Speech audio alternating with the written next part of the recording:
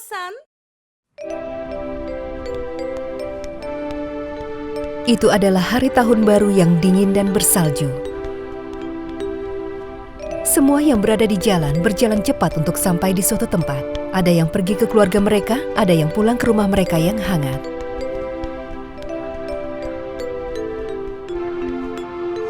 Mereka mengenakan jaket yang tebal dengan scarf dan sarung tangan agar tubuh mereka tetap hangat. Di sudut jalan ada seorang gadis kecil. Pakaiannya sangat lusuh dan dia tidak mengenakan jaket, scarf, ataupun sarung tangan. Di tengah-tengah udara yang sangat dingin, gadis itu pun menggigil. Berjalan dengan langkah kecil, mencoba berjalan dengan sendalnya yang sudah butut. Dia gadis pemalu. Tubuhnya sangat kurus tapi dia terlihat cantik. Dia membawa nampan dengan tali di lehernya. Dia membawa korek api. Dialah gadis penjual korek api yang mencoba berjualan korek api di jalanan. Di malam yang dingin bersalju, sementara gadis kecil itu berusaha berjalan, tiba-tiba sendalnya rusak.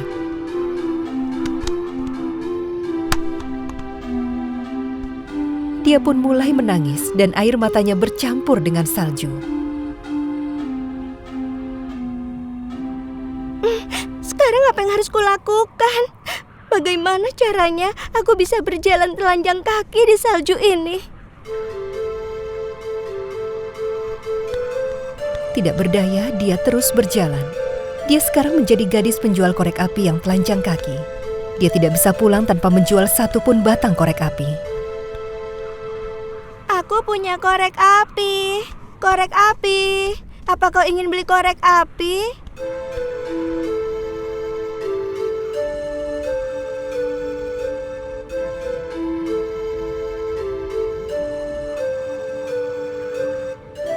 Dia berteduh di sudut jalan, duduk di tanah dengan bajunya menutupi kakinya. Apakah ada yang mau membeli korek api?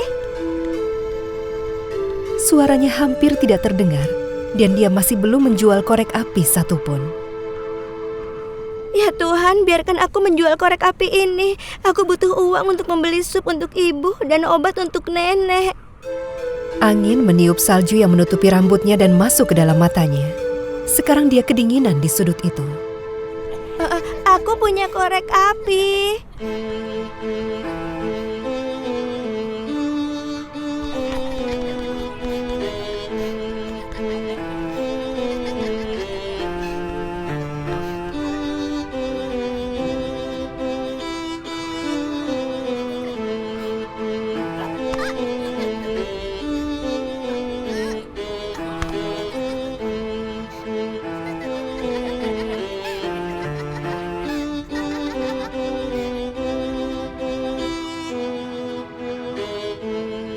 Hanya sedikit orang yang lewat di sana, karena hari sudah larut.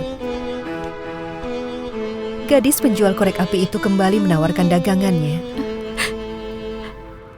Korek api. Aku punya korek api. Korek api. Jarinya yang beku mulai terasa sakit.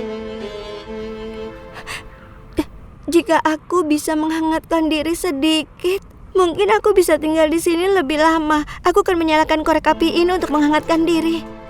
Tangannya yang dingin tidak bisa memegang kotak korek api. Dia berhasil menyalakan api. Api kecil yang muncul dari korek api itu terasa hangat, sangat nyaman di jarinya yang beku itu. Dia merasa lebih baik dengan merasakan kehangatan api kecil itu. Dia menutup matanya dan mulai bermimpi.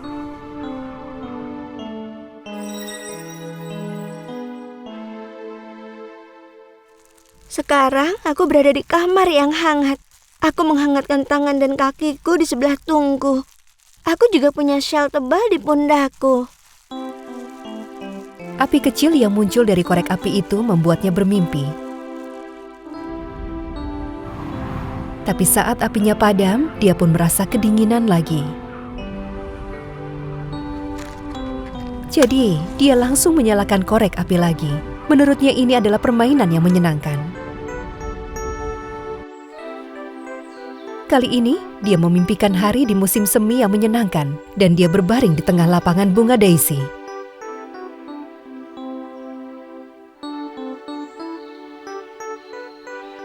Matahari bersinar sangat terang di langit yang membuatnya hangat.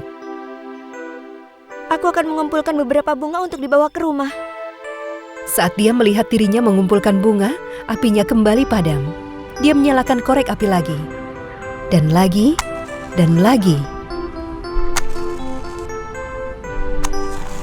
Tidak ada batasan untuk mimpi yang indah. Dan sekarang, aku melihat meja berisi makanan mewah di depanku. Ada begitu banyak makanan. Aku sangat lapar. Pertama aku akan makan sup, ayam, dan coklat. Oh, dan ada roti juga.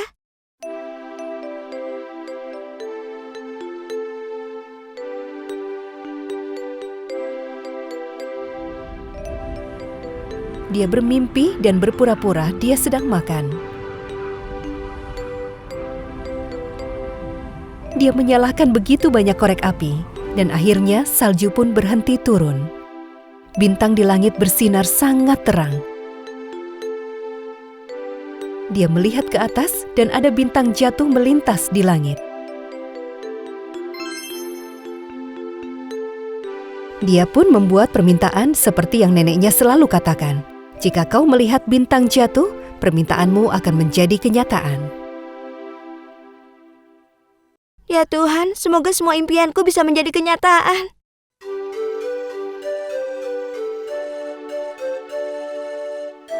Bergelung di sudut jalanan, dia tertidur. Tapi yang sebenarnya, tubuhnya membeku. Gadis penjual korek api membuka matanya di tempat tidur yang hangat dan lembut. Tungku perapian menyala.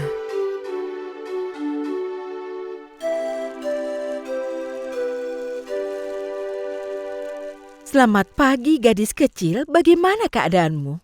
Seorang wanita tua baik hati memandanginya dari dekat. Dia langsung bangun dan duduk di atas tempat tidur. Selamat pagi. Apakah aku bermimpi? Apakah ini nyata? Kau siapa? Aku di mana? Aku melihatmu berada di ujung jalan semalam saat aku berkendara pulang. Ada seorang wanita menangis di sebelahmu.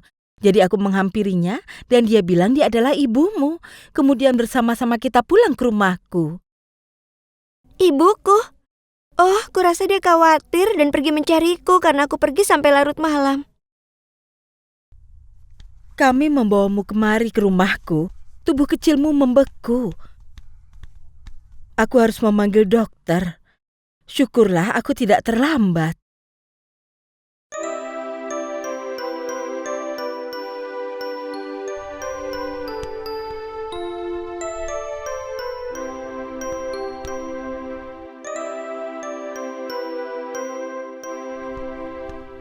Terima kasih banyak, Nyonya.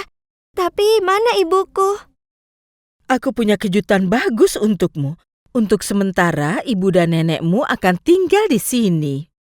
Oh, astaga, aku sangat gembira mendengarnya. Aku juga gadis kecil, rumahku ini sangat besar dan aku kesepian.